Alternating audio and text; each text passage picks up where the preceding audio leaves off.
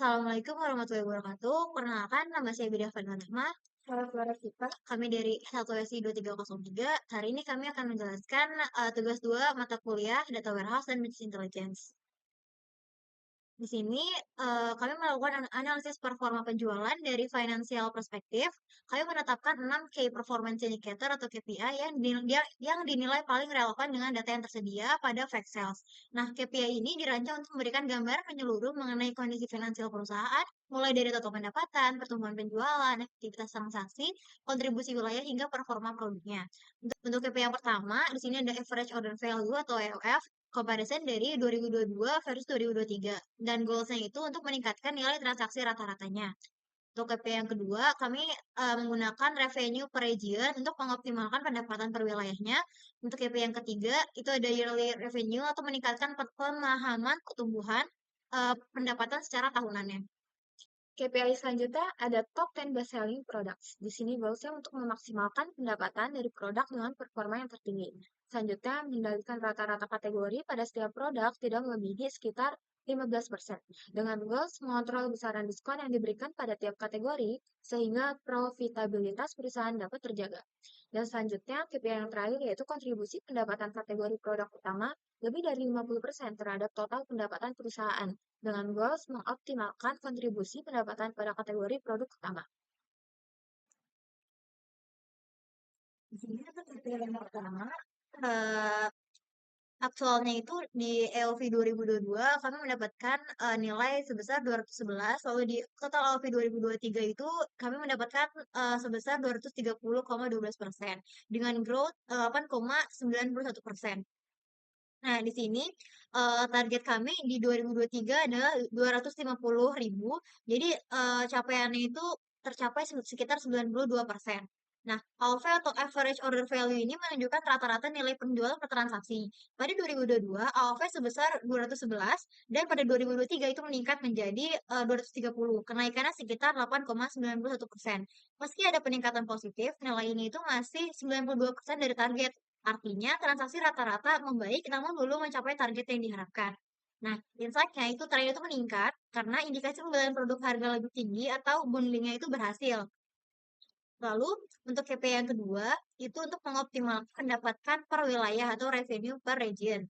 Nah, di sini kami mendapatkan nilai aktualnya itu sold 17.000, lalu sentralnya 16.000, East-nya 6.000, dan West-nya 4.000.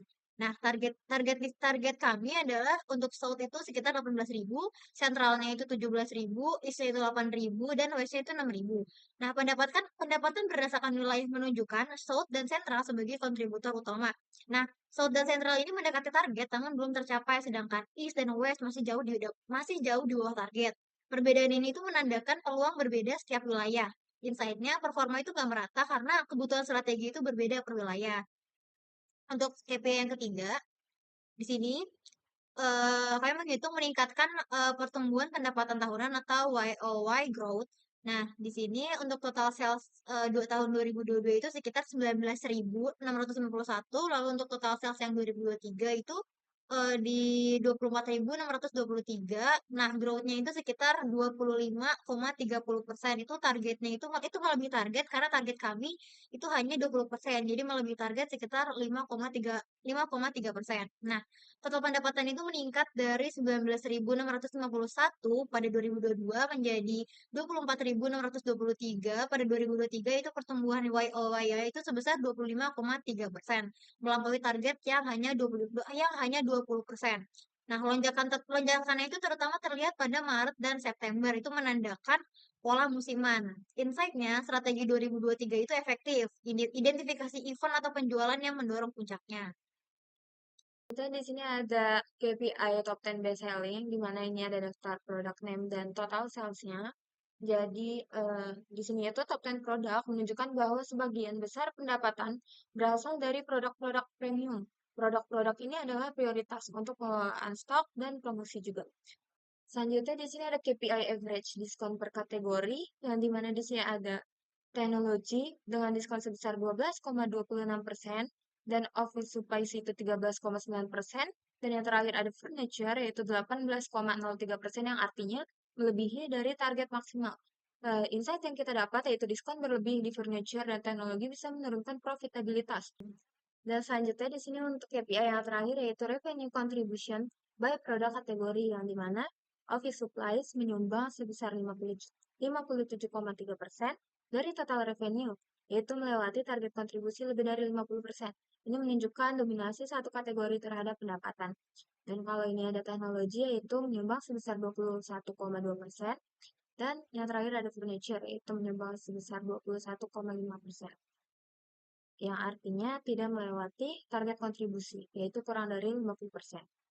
Dengan insight, di sini ada insight positif dan negatif, yang dimana insight positifnya itu fokus kategorinya sukses, dan negatifnya itu resiko ketergantungan pada satu kategori. Baik, selanjutnya kita masuk ke bab yang terakhir, yaitu kesimpulan. Sini kesimpulannya, secara keseluruhan, hasil analisis KPI menunjukkan kinerja penjualan perusahaan cukup baik pada periode 2022 hingga 2023. Meskipun sasaran belum tercapai, pertumbuhan pendapatan tahunan telah melampaui target dan nilai transaksi rata-rata telah meningkat. Jumlah pendapatan yang dihasilkan oleh masing-masing kategori juga menunjukkan hasil yang baik. Ini terlihat lebih jelas dalam kategori perlengkapan kantor yang menghasilkan lebih dari 50% dari total pendapatan.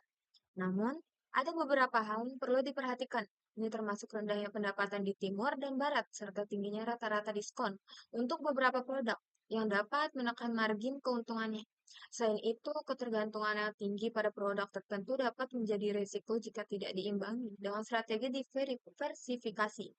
Jadi, agar pertumbuhan pendapatan dapat lebih stabil dan berkelanjutan, bisnis harus mengubah strategi mereka untuk diskon, area dengan performa rendah, dan diversifikasi produk.